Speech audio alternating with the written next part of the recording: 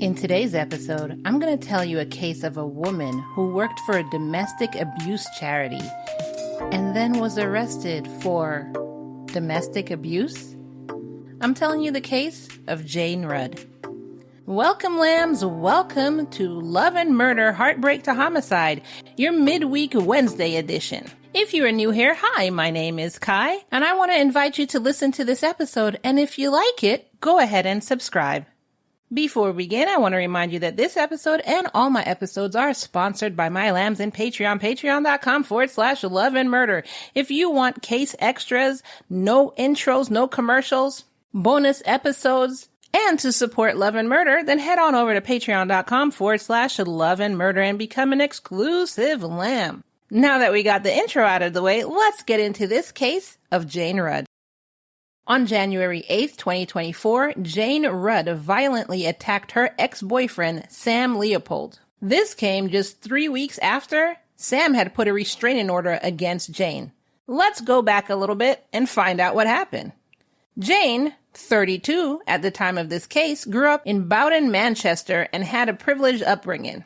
She went to prestigious schools such as the Withington Girls' School, which cost like £14,000 a year, and the Loretto Grammar School. After completing her secondary education, she pursued higher studies. She got a master's degree in English from Birmingham University and later a master's in marketing and communication from Manchester Metropolitan University. However, despite her academic achievements, Jayne's life was marred by significant mental health issues, which included borderline personality disorder and a history of trauma dating back to her teenage years. Her mental health challenges actually started as early as age 14 with an attempted suicide. Although she presented herself as intelligent and gentle in her professional life, working for the Olive Pathway Domestic Abuse Charity as a communication officer, she never showed her office the darker side of her, which was marked by instability, impulsive actions, and violent outbursts. Her troubled mental state usually led to intense and destructive relationships, including her toxic relationship with her current ex-boyfriend, Sam Leopold. With Sam, her destructive behavior usually turned to violence. Now, as for the incident on January 8th, what happened was Jayne forcibly entered a house where Sam was staying, which was his friend's house, by breaking through one of the doors. She then got a kitchen knife and used that to slash him, causing injuries to his wrist. Sam managed to escape her, ran from the house and into a neighbor's house and asked the neighbor to call 999. When police arrived, they found Jayne asleep on the sofa, and it appeared that she was drunk. So I guess all this is she was highly intoxicated. She broke down the door where this guy was staying and just took a knife and started slashing at him, and then went to sleep on the couch. So of course she was arrested and taken into custody where she denied all allegations. However, police did not let her go because even though she denied these charges, they saw that she did have a history of violent behavior towards Sam. So this actually went to court. During the trial, the court heard that Sam was in an abusive relationship with Jayne, and the abuse had been ongoing. For instance, in June of 2023, Jayne was given 34 weeks in jail, which was suspended for 18 months, after she had become verbally aggressive towards Sam in a local bar. Then she punched him in the back before slapping him in the face. After she did that, he hid from her. So I guess he was at somebody's house not telling her where he was. But she ended up texting him 300 times, apologizing for her behavior. When he didn't respond, she went in search of him, finding him at his parents' house, and he was asleep on their couch when she found him. And then she hit him in the face with a handbag. So 300 texts apologizing. He's not answering. So you go and be violent towards him again in his parents' house. In another incident, she went to one of Sam's female friends and tried to strangle her.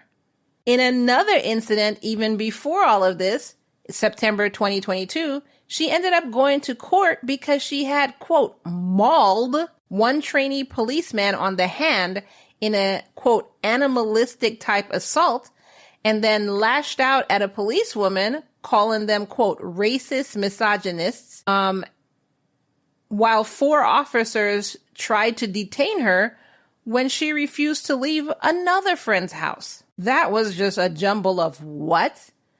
So police are trying to detain her, trying to get her out of a house where she's not wanted. She starts calling them racist misogynists, even though it was a woman trying to get her at first. Then she bit somebody. What is going on? But I guess she has mental health issues. I can't really say anything because mental health issues, you're not always in your right mind. Although she did all of that in 2022, she was spared jail time. So again, we're seeing a pattern here. How many episodes do I have to do where we see these patterns? And if she has mental health issues, obviously I'm not saying put her in jail and let her rot, but she needs to be in a mental health facility getting help. So in September 22, after basically beating down the cops, she didn't go to jail or mental health facility. In June 2023, she was supposed to be in jail for 34 weeks, and they reduced that. And then she's just out doing crazy stuff, getting absolutely no help. And everybody's surprised that it escalated. So in court, Sam described Jayne as, quote, dangerous to be around, and said he doesn't want to see her, quote, ever again. The prosecutor, Jen Coleman, told the court that Sam had been staying at a friend's house on January 8th, and that's when Jayne had turned up at 6 a.m. and let herself in through an unlocked door. Why was the door unlocked?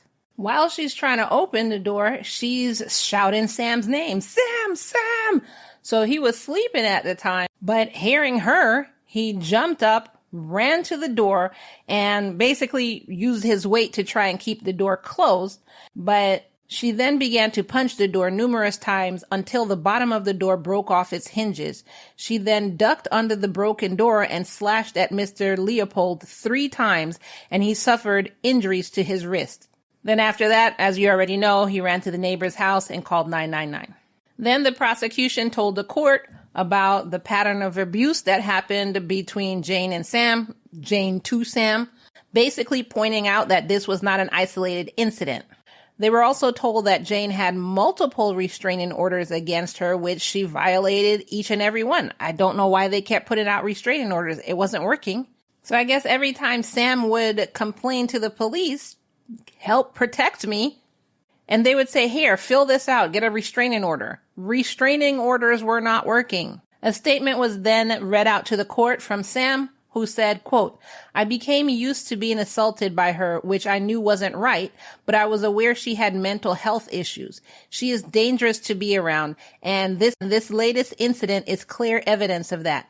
It doesn't matter if she has a non-molestation order or a restraining order to protect me. She will always find a way back to me, and that makes me feel unsafe. Although a number of months have passed since this latest incident, it has affected my mental health, and I am constantly on edge for when she is eventually released. I am constantly looking over my shoulder. To be attacked with a knife causing injuries to my arm has prevented me from working as I use a chainsaw, which is part of my job. I am also unable to complete normal day-to-day tasks. I do not wish to see Miss Rudd ever again, but I will never know if this is the last time she will contact me. So this poor dude is living on edge because nobody is taking this seriously, and they're continuously letting her out. So not only does she have mental health issues, which she needs to be in a mental health facility, you're now giving this guy PTSD. Like, sometimes I'm just like, what does it take? So it was now Jayne's defense's time. They said, well, Your Honor, this behavior is due to long-standing mental health issues, including borderline personality disorder. Well, duh. They also brought forward a psychiatrist who confirmed that her condition was, quote, emotionally unstable personality disorder with characteristics to, quote, act impulsively without consideration of the consequences. Again, duh. The psychiatrist also described Jayne's moods as, quote, unpredictable and capricious, saying that Jayne also had a tendency to, quote, self-destruct. Quote, involvement in intense and unstable relationships cause repeated emotional crisis and excessive attempts to avoid abandonment. Miss Rudd also has a tendency to self-destruct. This is what the psychiatrist said. So my thing is, okay, how is that a defense? Is your defense, well, she's sick, so we should just let her continue beating on this poor man? Is that your defense? We already know all of this about her. What did you teach us that was new? How is this a defense? Then Jayne approached the court and said, quote, I'm very sorry for what I have done. Which, okay, you told Sam this in 300 text messages, then still found him and beat him with your purse. So now you're saying I'm sorry again? Like, is this sorry going to stop you from beating him? And again, I'm not getting on her because if she has mental health issues, she needs help. But then everybody else is like, oh, she said I'm sorry, her defense team. And it's like, then her lawyer said, quote, she is a well-educated woman who lives at home. Her background is one that includes some significant trauma and mental health issues. She has been diagnosed with borderline personality disorder and psychosis, and she said that the arrest triggered her parents and feels very shameful and embarrassed at what happened. She makes no excuses for her behavior and has a high level of remorse and understanding for what she has done. She herself admits that there was an element of animalistic behavior, a reaction of past trauma. Drink and poor mental health contributed a lot to the way she acted. She has abstained from alcohol since the incident and freely admits her behavior while under the influence can be problematic. To which I say, again, this is your defense? You literally just told us everything we already know, everything you already said, and did I not mention she apologized in 300 text messages and right after that beat him again? Then right after that slashed his wrists? Of course, right now in this instance, she has a high level of remorse. She's been arrested. She wants to get off for what is it, the third time now? Drink and poor mental health contributed to the way she acted. So, defense, what are your steps to fix that? I know your job is to get her off, but once she's out, what are your steps to fix that? Because this is a horrible defense, I gotta tell you. So, continuing on, her defense lawyers are trying to ask for leniency, trying to ask to be spared, or for her to be spared jail time. Judge Alan Conrad, KC, this is the judge who presided over the case, said, nope. Not this time. Quote, you are a highly intelligent woman, but with a very troubled history. These offenses represent a terrifying incident involving a dangerous weapon where you went to an address where Sam Leopold was present and smashed a door until it broke, went underneath it, and slashed him with a knife. He continues on telling her that her actions had a, quote, serious psychological effect on her victim and, quote, only immediate custody is the appropriate sentence here. So he sentenced her to 3 years in prison and also imposed a lifetime restraining order against her when it comes to Sam. Now, again, she doesn't need to be in prison. She needs to be in a mental health facility getting help.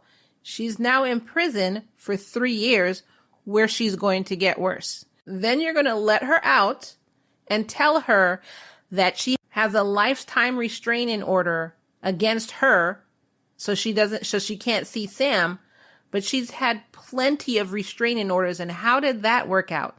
So how are you, Lambs, I want to ask you, am I going crazy here? Or is this case just blowing your mind as much as it is mine?